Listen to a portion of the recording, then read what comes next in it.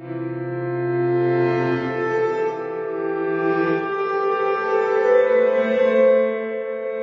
decided that I'd like to start my training. So I asked the matron secretary when she came down to the window where I worked, would she bring an application form down? And she said, what for?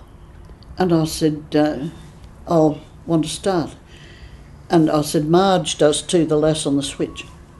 And I can see in Eunice Enright's face now. She looked at me and she said, I can imagine Marge, but never you.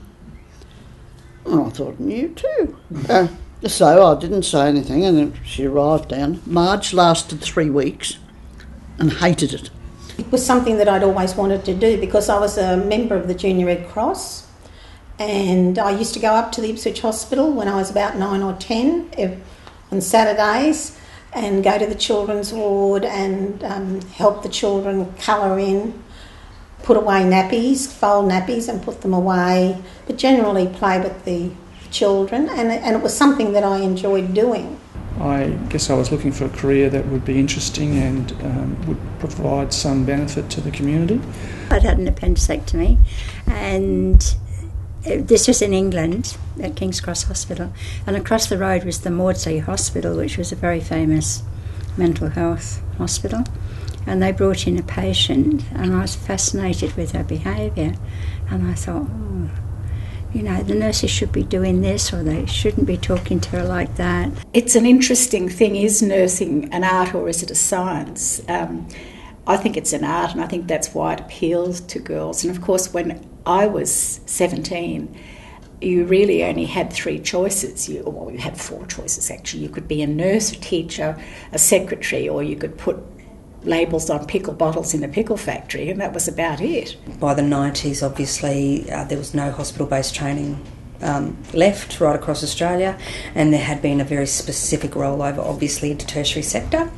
And it was basically in the 90s that there was a few little murmurings, for want of a better word, around, maybe we need to get more Aboriginal and Torres Strait Islander nurses. I think we were more of an oddity than ruffling feathers. I think that generally we were accepted. Probably we were seen as a bit slower and not quite as neat and tidy as some of the women that we were working with would have liked, but generally we were accepted. I was allowed to help Dad in the surgery, as they called it. Watching him, I guess I'd always wanted to be a nurse. First year was very much really doing what wards maids do today. You cleaned lockers, you rubbed backs, you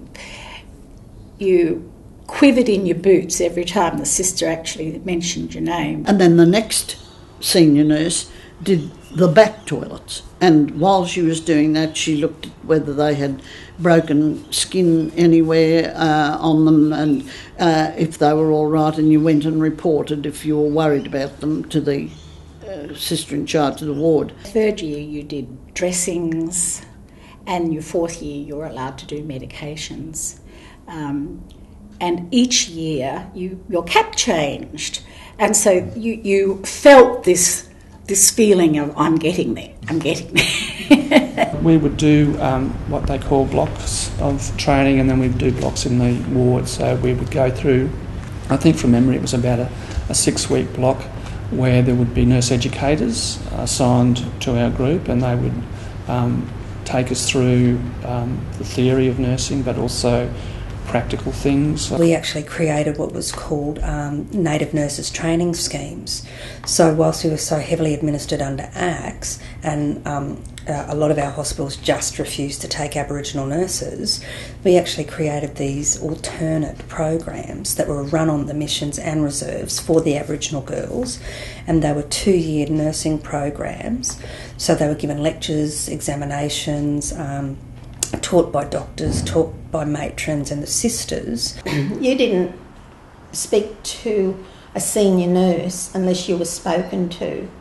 You didn't speak to anybody senior to you unless you were spoken to. Lectures were in your own time. at the beginning of every fortnight, you'd have to put a memo into the ward sister telling her when the times for your lectures in the lecture theatre were, and they were your time off. There was this big whisper going around the ward, we're having a male nurse and he trained at uni, you know, and actually he and I keep in contact today. We often catch up for a coffee, but we were both a bit ostracised. He wasn't Catholic either, and he trained at a uni, which was even worse in those days. But that's also because of the training regime that hospital, nursing training actually was under at that time. There's a very, I don't want to say famous, but very well-known expression in nursing that nurses eat their young, and we're pretty good at it. She was a very fearful person because she always wore white, a big white uniform and a big white veil, and she had a deep voice, and she was a big woman, and it was just so intimidating. Like, we would shake. And I mean, we all did it, we all shook. And if you were called down to her office, or you had to go down and ask for a late leave, you had to stand outside her office, and you only had the sleeve of your uniform showing. You didn't announce or knock on the door or anything. And she would look up, and if she saw a sleeve, then she'd say, "Come in." That's when you went in. In those days, of course, one had to live in. It was compulsory to live in. And the rules and regulations were such that none of the girls today would accept what we accepted. I always think they did a very good job at brainwashing us. You had one small mat beside your bed. You had a single bed, an old antique Duchess, and a wardrobe. There was no heating, there was no cooling, so it was very cold in winter and very hot in summer. The males were all confined to the basement, which was under the sort of car park ramp of the PA nurses' quarters, and we had supervisors that manned the desks at the front door of the nurses' quarters, so if you were in late you were in trouble, and it was all quite strange for someone, a young male in their early 20s. The night sister did a round every night about 10:15 to make sure you were in your bed.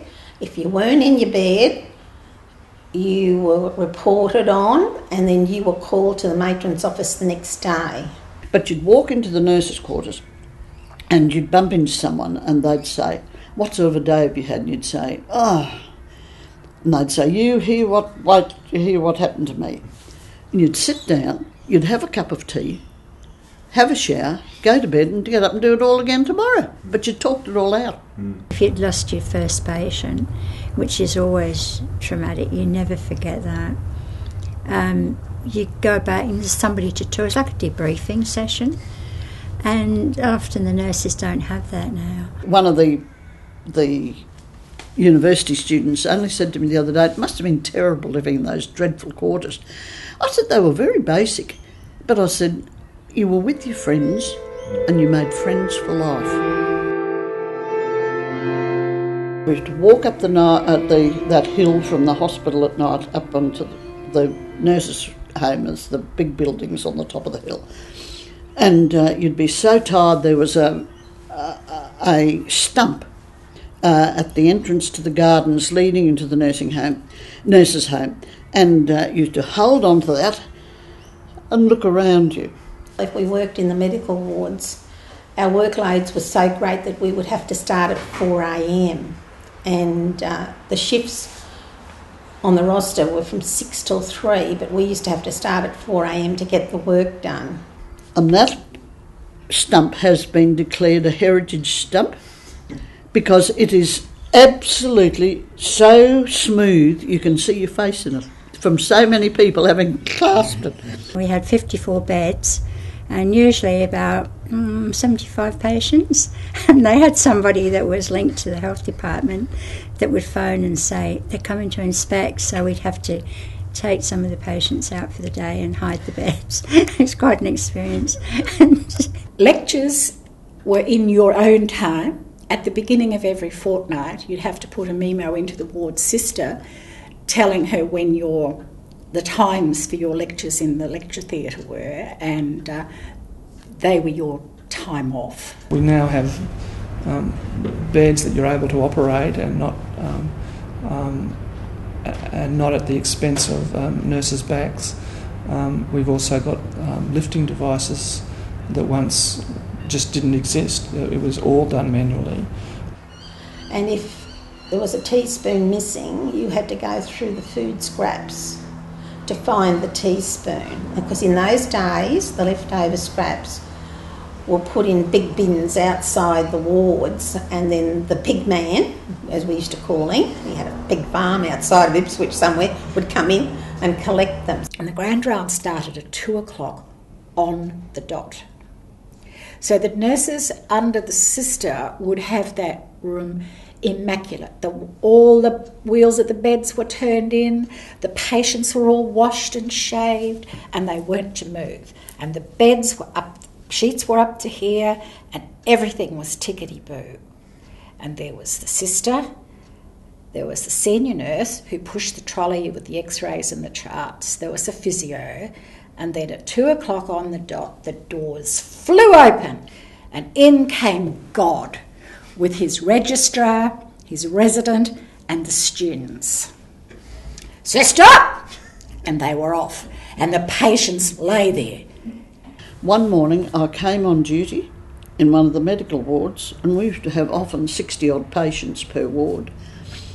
And I looked at the sponge book, as we called it, because you were allocated so many patients to sponge. But this morning it had Nurse Annette, ward. There was no one else. And one of the patients, said to me, "You're the only one on this morning." And he'd been very sick, but he was much better. He'd been in there for a while. And I said, "Yes." He said, "Look, you put the waters out," and he said, and you do their hands and faces, because I wasn't in the race of giving them a full sponge in 1.5 hours. But I wanted to make them feel clean for breakfast. And he went behind me and made the beds. I've never forgotten it. We wore white uniforms with the buttons that you put on yourself. They were stiff, and you had belts. Well, they weren't supposed to be starched, but we would starch these belts up and pull them in, to give you a small waist. And we used to pucker the uniform over the top, because when you were measured for your uniform, it was only 9 inches from the ground. If you're in a white uniform, you're a sister. You know what I mean? If you had your red epaulets on, you were the charge nurse. If you had your blue epaulets on, you were just a ward sister. If you had your dark blue epaulets, you were the, superintendent. If you had your stripes across your pockets, they could tell what year nurse you were. The uniform was the most sexless, hideous cap with no hair showing, belts that were so loose you could put your fist in it, lisle stockings, revolting shoes, so nobody would ever look at you and think, it was just awful.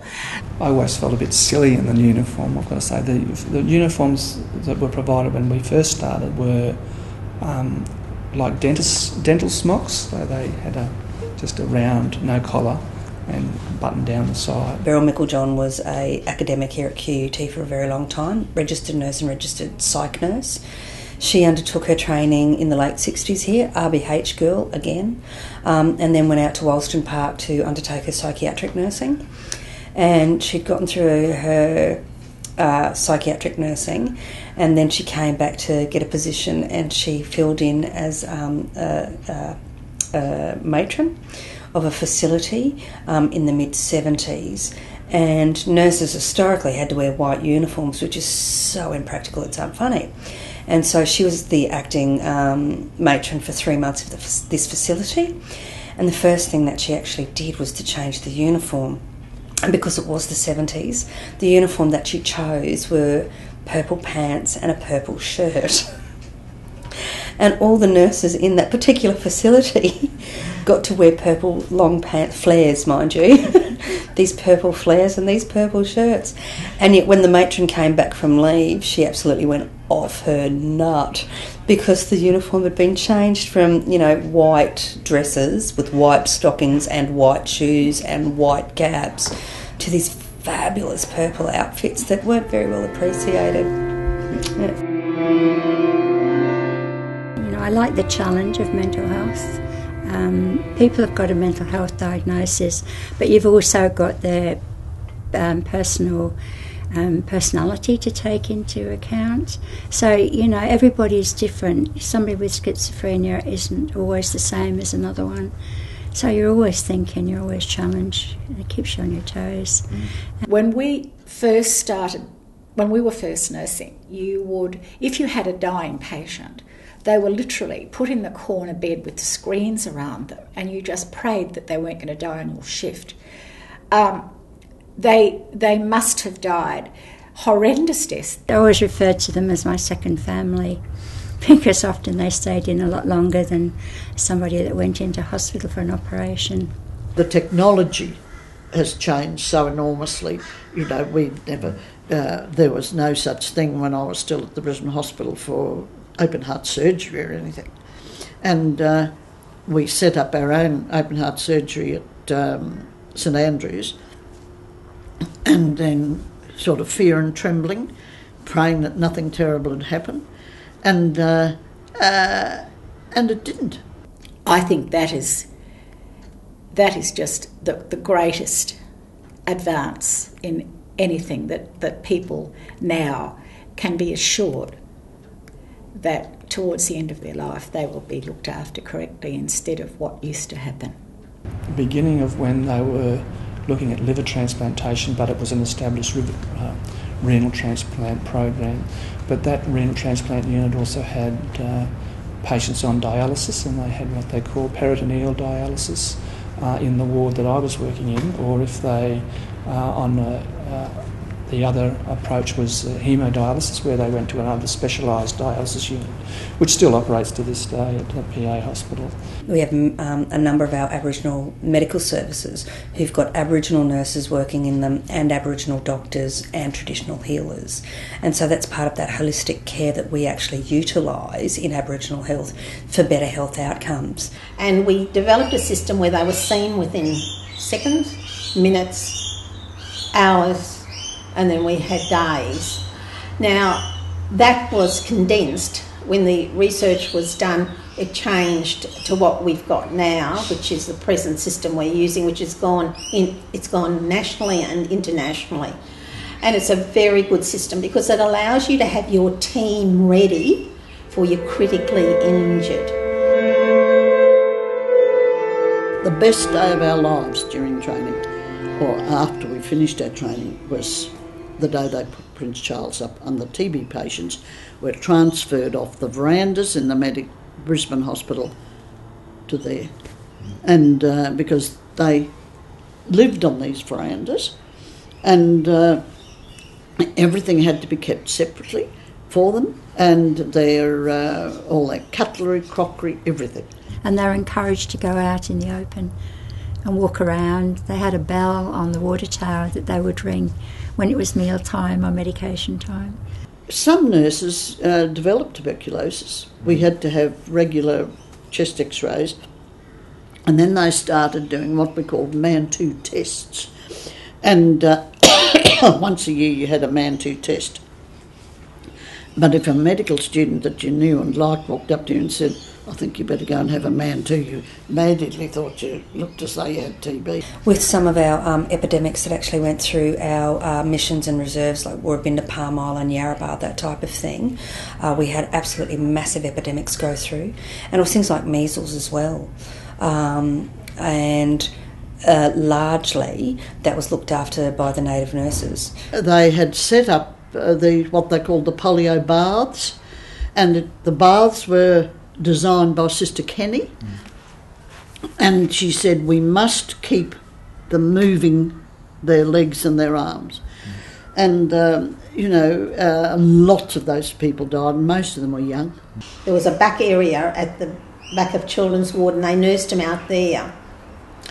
Now, we used to do everything for them. We'd feed them, wash them, clothe them, feed them, and then we had to put on warm packs that were made out of the blankets, and we'd have to put that on their limbs and on their arms. So she didn't say anything to him. She rang one of the medical registrars and she said, I want you to come over here and test out whether this man's a real paleo. And of course he thought she was on the top story. And so he talked to him and he said, how are you feeling? Oh, terrible, Doc, he said. Just as they would. And he said, oh, well, we'll see how you get on. And with that, he just whipped the top open. And, of course, he was breathing like you and me. And he said, what's your name? What's your real name? And then he told him, and he said, are you an escaped convict? And because they worked out that'd be the only way to be there. And so he admitted he was. So back he went to Bogger. You never knew what you were going to come up with. The issue about going into Western nursing for many, many, many Indigenous women up until the 60s was more around the acts of administration that were actually blanketed over Indigenous people that actively stopped us from going into nursing. There's got to be a lot more work done on making the environment more culturally sensitive for Aboriginal and Torres Strait Islander people to find the work rewarding and feeling comfortable in that environment. Racism, although it's like the dirty word in nursing, nobody wants to talk about it because it's meant to be the antithesis of what nursing is about, that we nurse and we look after people regardless of age, race, religion, creed, sexuality, the whole thing. But it's something that's actually been rife within nursing that we still haven't addressed that history and the impact that it's actually had on Aboriginal and Torres Strait Islander nurses. I trained here in Brisbane in the 80s and I copped racism. I was called the coon, I was called the bull nurse, I had patients who didn't want to be nursed by the Abo. And I have to say the thing I admired about them was that they both said the reason that they were doing it was to help their people. And I admire that enormously. Here in Queensland, Muriel Stanley, who, after she did her training in Sydney in the 1940s as a midwife, came back up home at Yarrabah Mission and actually was the matron up there in the hospital. Our other forerunners here in Queensland are people like the absolutely amazing and beautiful Ellie Gaffney. Ellie Gaffney was our very first Torres Strait Islander registered nurse in the country. She actually did her training down at the Royal Brisbane Hospital in the 50s. There are special things like in mental health, for instance, Aboriginal people, they've got the sorry cuts. And if a mental health person goes and talks to them and they see the cuts on their wrists, they could think, oh, they're self-harming. And they're not. They're a sorry cut because they've done something that they've been sorry for and it's played on their mind. And it's important to know, it was important for us to know things like that when we're assessing people with mental illnesses. I do believe thoroughly that nursing was the first Western profession that Aboriginal and Torres Strait Islander people were allowed to go into in Australia. We didn't have Indigenous people being able to access universities for any type of qualification until the 60s. So to have someone like May Yarrawit enter a school of nursing in 1906 down in Sydney is pretty remarkable. That's when we found out that 332 people had been on Centaur when it was going to New Guinea to pick up the wounded and bring them back. And it was hit at 4:10 in the morning by a Japanese torpedo, sank in 3 minutes. And at that time, as it was hit, the engines were going at 40 kilometres an hour and it literally pushed it down its speed, and that's why so many of them died. And it's now in 6,000 feet of water off Moreton Island and east of Moreton Island. And, excuse me, and there was only one nurse saved, and that was Sister Ellen Savage. They had their medicos in their choppers in Vietnam. There was an education program set up that the medicos, and they were usually RAF, could come in and work with us in the emergency department so that they could understand how we worked, you know, and how we treated wounds. And she spent the next 36 hours swimming between the rafts. There were only 64 saved, 268 died. Actually, when I was at Belmont, we had a lady there, and they were dynamiting the land opposite to build Carindale Shopping Centre, the initial stage, and she thought it was the war again, and that was really sad because we couldn't do much about the blasting. Yeah, so she went through a pretty bad time. One of the nurse tutors up at the nursing school, the School of Nursing was in the ground floor of the big tower blocks, and we all thought she was a little bit odd, but you know, we were wary of her. But she had very dark eyes, and she used to look at us. Sometimes she'd say, "Now, nurse, so and so." "Yes, sister." "Yeah." And she was one of the POWs that had been prisoners of the Japs for 3.5 years. And these women were trying to resume a normal life. There were relatively young men who had a range of problems which spilled over into their family life that were treated in that unit.